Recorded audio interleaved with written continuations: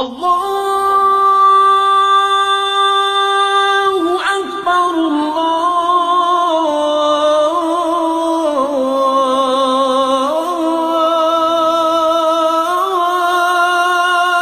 اکبر۔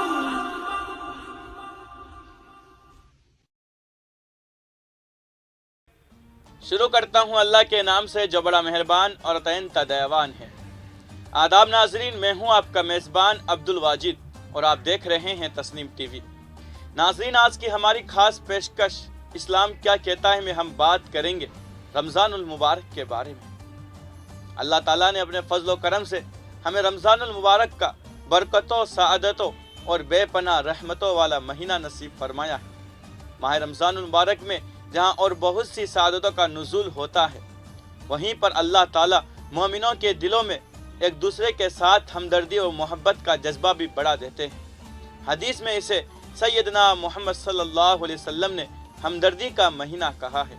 ہمدردی کا مطلب اپنے نفس کو مارنا اور غربا، فقراء اور نادر لوگوں کا خیال رکھنا ہے، تاکہ ان کی سحری اور افطار بھی اچھی ہو سکے اور وہ نعمتیں جو مالدار طبقوں کو قدرت نے نصیب فرمائی ہیں ان سے غرباؤں کا دسترخوان بھی سج سکے۔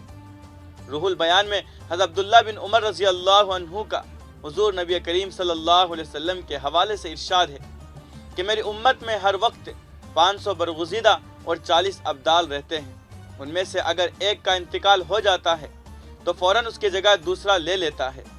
صحابہ کرام نے عرض کیا ان کی خصوصی اعمال کیا ہے؟ تو آپ نے فرمایا کہ جو ان کے ساتھ ظلم کرے اسے درگزر کرتے ہیں، جو برائی سے پیش آئے اس سے اچھائی سے پیش آتے ہیں، اور اللہ تعالیٰ نے انہیں جو رزق دیا ہے اس میں سے لوگوں کے ساتھ ہمدردی و غمخواری کا برتاؤ کرتے ہیں۔ ایک دوسری حدیث میں حضور صلی اللہ علیہ وسلم کا ارشاد ہے کہ جو شخص بھوکے کو کھانا کھلائے یا ننگے کو کپڑا پہنائے یا مسافر کو رات گزارنے کی جگہ دے تو اللہ جل شانہ اس کو قیامت کی سختیوں سے محفوظ فرمائیں گے۔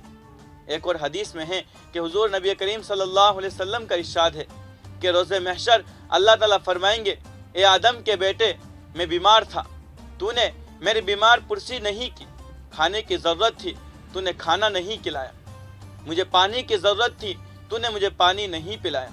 بندہ عرض کرے گا، یا اللہ آپ تو کھانے سے، پینے سے، بیماری سے پاک ہے، پھر میں کیسے یہ کرتا؟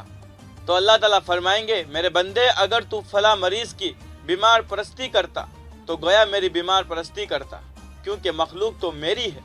اگر فلاں بھوکے شخص کو کھانا کھلاتا تو گویا مجھے کھلاتا، اگر فلاں پیاسے شخص کو پانی پلاتا تو مجھے پلاتا۔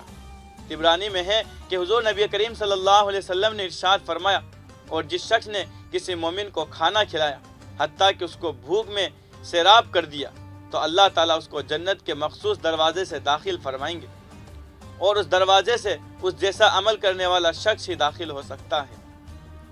صحیح ابن حبان میں حضرت صلی اللہ علیہ وسلم کا ارشاد ہے کہ جنت میں چند بالا خانے ایسے ہیں جن کا باہر کا حصہ اندر سے اور اندر کا حصہ باہر سے نظر آتا ہے۔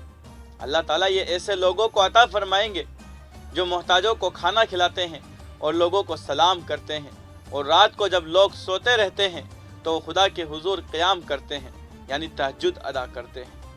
ایک اور روایت میں ہے حضور صلی اللہ علیہ وسلم کا ارشاد ہے کہ جس شخص نے اپنے مسلمان بھائی کو سیر کر کے کھانا کھلایا اور خوب پانی پلایا تو اللہ تعالیٰ اس کو جہنم سے 7 خندقیں دور فرما دیں گے، اور ان پر 2 خندقوں کے درمیان 500 سال کا فاصلہ ہوگا۔ ترمذی میں ہے کہ حضور نبی کریم صلی اللہ علیہ وسلم نے ارشاد فرمایا، 3 عمل ایسے ہیں جس شخص میں پائے جائے اور اللہ تعالیٰ اس پر خاص رحمت فرماتے ہیں اور اس کو جنت میں داخل فرمائیں گے۔ نمبر 1، کمزور کے ساتھ نرمی کرنا، والدین کا احترام کرنا، غلام اور نوکر کے ساتھ احسان کرنا۔ اور 3 کام ایسے ہیں جس شخص میں پائے جائے تو قیامت کے دن اللہ تعالیٰ اس کو عرش عظیم کا سایہ نصیب فرمائیں گے، جیسے تکلیف دہ حالات اور مقامات میں وضو کرنا، تاریک راتوں میں مساجد جانا، بھوکے کو کھانا کھلانا۔ ان سے تراویح کے ثواب کا اندازہ لگایا جا سکتا ہے۔ حضرت ابو جہم کہتے ہیں کہ ارمک کی لڑائی میں اپنے چچازاد بھائی کی تلاش میں نکلا، وہ لڑائی میں شریک تھے، اور ایک مشکیزہ پانی کا میں نے اپنے ساتھ لے لیا۔ मुमकिन है कि वो प्यासे हो तो उन्हें पानी पिलाऊं।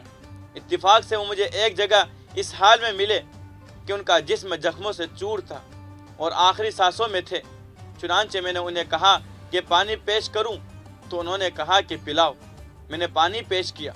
उन्होंने प्याला होठों के करीब ही किया कि इतने में करीब पड़े दूसरे जख्मी मुजाहिद ने कहा कि पानी।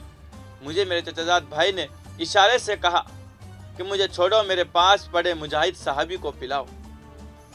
हज़रत अबू जहम फरमाते हैं, उस साहबी के पास पहुंचा तो उनके पास पड़े एक और मुजाहिद साहबी ने कहा कि पानी। इस दूसरे साहबी ने मुझे इशारा किया, मुझे छोड़ो, मेरे पास पड़े इस मुजाहिद साहबी को पानी पिलाओ। फरमाते हैं, मैं जब उन साहबी के पास पहुंचा तो उनकी रूह परवाज कर चुकी थी। वापस पलटा तो दूसरे दोनों हजरात भी आखिरी वक्त में इशार करते हुए हौज़ कौसर पर पहुंच चुके थे। अल्लाह अकबर। कहने पर तो एक वाक़या है, लेकिन इस वाक़े की तह में जाना तो हज़रत सैयदना सल्लल्लाहु अलैहि वसल्लम की तरबियत का असर नज़र आता है। वहीं पर सहाबा किराम आखिरी वक्त में इसार व हमदर्दी का दर्स देते हुए नज़र आते हैं। रमज़ानुल मुबारक में तो एक नेकी का अज्र 700 गुना तक है। अगर एक शख्स इस महीने में 1 रुपया खर्च करता है तो अल्लाह ताला उसको 700 रुपये खर्च करने का सवाब देते हैं। अल्लाह ताला की ज़ात और रहमत और करम से क्या बईद है कि अल्लाह ताला को बंदे का ये अदा पसंद आए कि इफ्तार व सहर के वक्त गरीब के मुंह में लुकमा जाए या शरबत का घूंट उतरे तो अल्लाह ताला मग़फ़िरत के फ़ैसले फरमा दे। हो सके तो नकदी की सूरत में भी ये मदद की जा सकती है, वरना बेहतरीन सूरत है कि हस्ब तौफीक राशन दे दिया जाए और ज़्यादा से ज़्यादा गुरबा और फुकरा और मोहताजों का ख्याल रखा जाए।